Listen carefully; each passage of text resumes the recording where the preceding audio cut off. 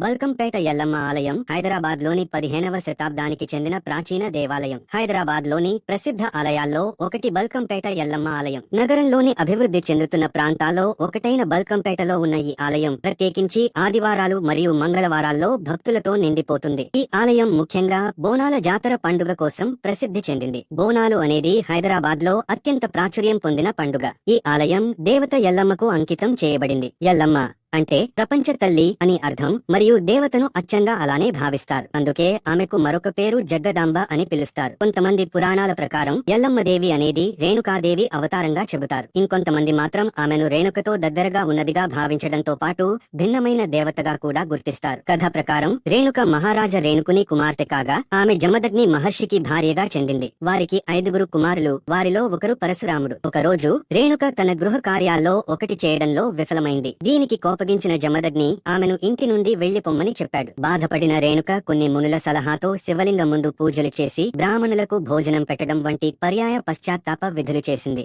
జమదగ్ని ఇంకా కోపంతో ఉన్నాడు మరియు తన కుమారులు కూడా వారి తల్లిని శిక్షించాలని డిమాండ్ చేశాడు. పరశురాముడు తప్పించి మిగిలిన వారంతా తిరస్కరించారు. ఆ కోపంతో జమదగ్ని తన దృష్టితో వారిని బూడిద చేసేశాడు. పరశురాముడు తన తల్లిని వెతకడానికి బయటకు వెళ్లాడు. ఆమెను ఒక గ్రామంలో దాక్కున్నట్టుగా తెలుసుకుని ఆమెను మరియు ఆమెను దాచిన మహిళను తలలు నరికి చంపేశాడు. తన కుమారుని విధేయతకు సంతోషించి జమదగ్ని అతనికి ఒక వరం ఇచ్చాడు. పరశురాముడు తన అన్నలు, తల్లి మరియు గ్రామ మహిళను తిరిగి జీవించాలనుకున్నారు. కానీ వారి తలలు మరియు శరీరాలను కలిపే ప్రక్రియలో రేణుక శరీరం మీద గ్రామ మహిళ తల మరియు గ్రామ మహిళ శరీరం మీద రేణుక తల జత అయ్యాయి. జమదగ్ని రేణుక శరీరంతో ఉన్న మహిళను తన భార్యగా అంగీకరించాడు. ఇక మిగిలిన రూపం ఎల్లమ్మగా ప్రసిద్ధి పొందింది. అందరికీ తల్లిగా భావించబడే దేవతగా. తెలంగాణ ప్రజలు అప్పటి నుండి ఎల్లమ్మ దేవిని ఎంతో భక్తితో పూజిస్తున్నారు. బల్కంపేట ఎల్లమ్మ అమ్మవారు కాళీమాత అవతారంగా కూడా నమ్మబడతారు. అందుకే బోనాల సమయంలో ఇక్కడ ఘనంగా ఉత్సవాలు జరుగుతాయి. భక్తులు కోళ్లు, మేకలు వంటి జంతు బలులను ఇస్తారు. కానీ ఈ ఆలయంలో జరిగే ప్రధాన వేడుక మాత్రం అమ్మవారి కళ్యాణం, ఎల్లమ్మ కళ్యాణోత్సవం.